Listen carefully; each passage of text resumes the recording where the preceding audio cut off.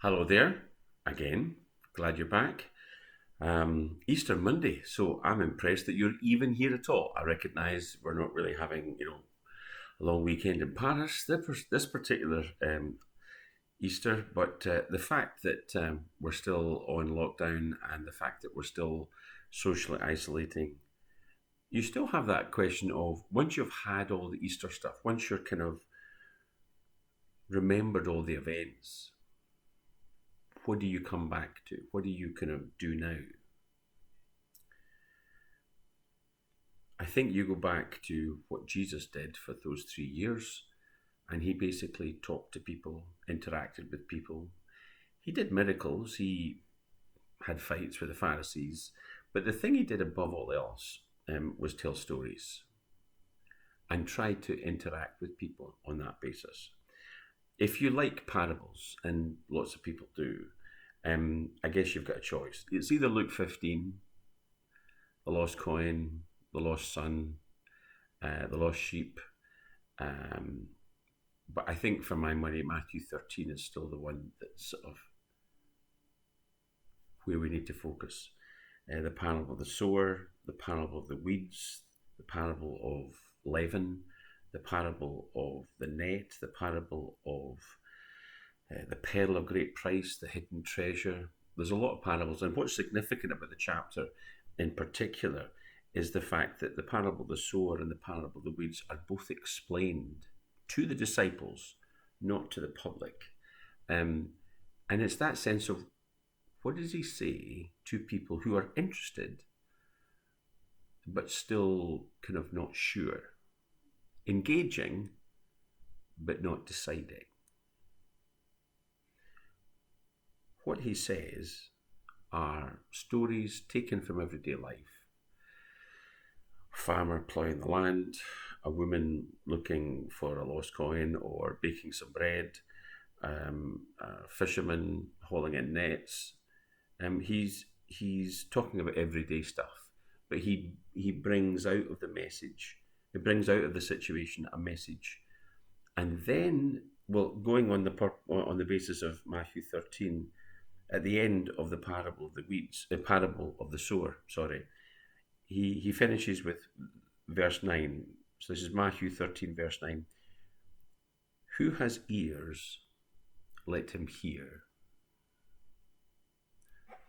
We have to come to terms with the fact that the passage, that verse in particular, makes it clear people can hear the stories, the parables. People can engage with all the events of Easter. People can get all the stuff put in front of them, the gospel presented to them, and still not listen. Because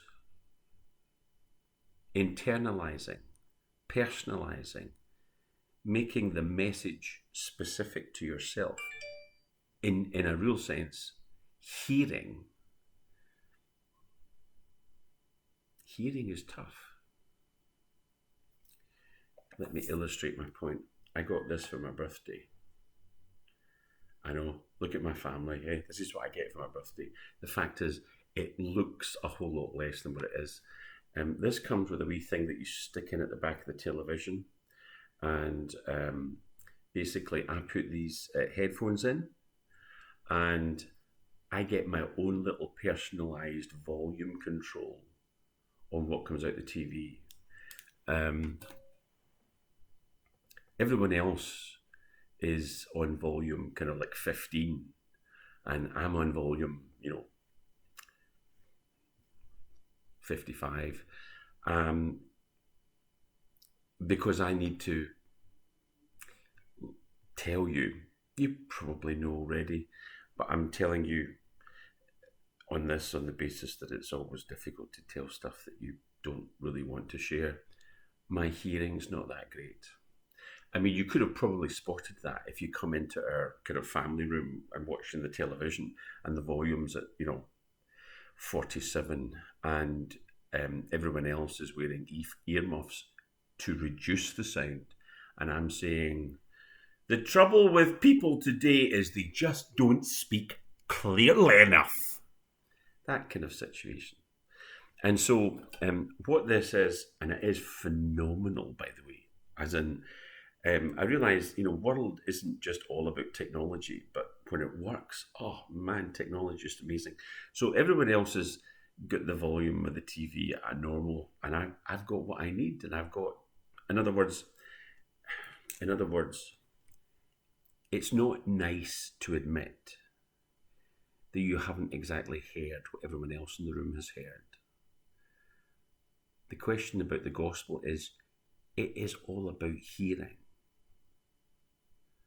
I recognise that folks can actually be in the room, but they might not necessarily hear what's being said. People might be on the holiday, they might be eating their fair share of Easter eggs, or even like myself, their unfair share of Easter eggs. They might not necessarily hear the message.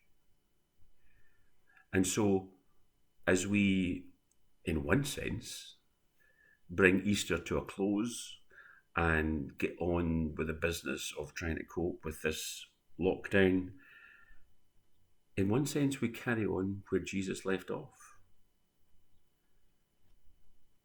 He who has ears, let him hear.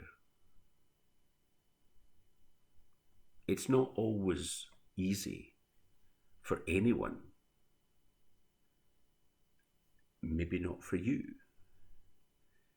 to admit that you haven't heard the fullness and completeness of what the gospel actually demands of you, what Jesus looks from you to give to him in response. Not as payment, you get forgiveness on the cross for free, but as you begin to engage with what he's asking you to do, sometimes it can be just as easy not to hear. For those who listen to the parables, for those who listen to anything, every time you open Scripture and hear what God says in a situation, what Jesus said in a given circumstance, every time you're there with the words in front of you, the prayer should always be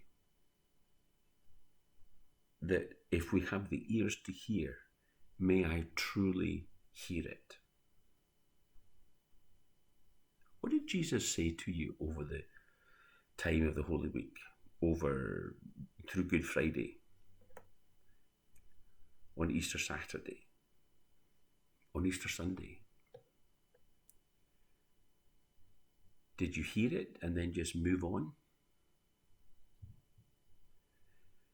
Do you find it difficult sometimes to admit that you're maybe a wee bit more deaf to what God is saying to you than you would care to admit? Guilty. Maybe we need to be recognising that the best way we can come off the back of Easter is not to say we've read the passages or know the story better than we did last year. Maybe what we need to do more than anything else is be tuning in and hearing what God is saying to us. Do you need to read the Bible more often, on a regular basis, every day? Or is it more specific? Do you know exactly what God is saying to you? That's the problem. God is not vague. God is not unclear. And you have heard. It's just, it's going to be difficult. We carry on where Jesus left off. We carry on to ensure that as we engage with this world with the gospel of Christ, those who have ears, let them hear. Glad to see you again. Hope it was a good Easter. Hope Ryan's having a good birthday. And I hope that God has, in some fashion, come a wee bit closer as you have come closer to him. Above all else, whatever else you're going to do on Easter Monday, I pray you go with God, because I know for sure he goes with you. Good to see you again.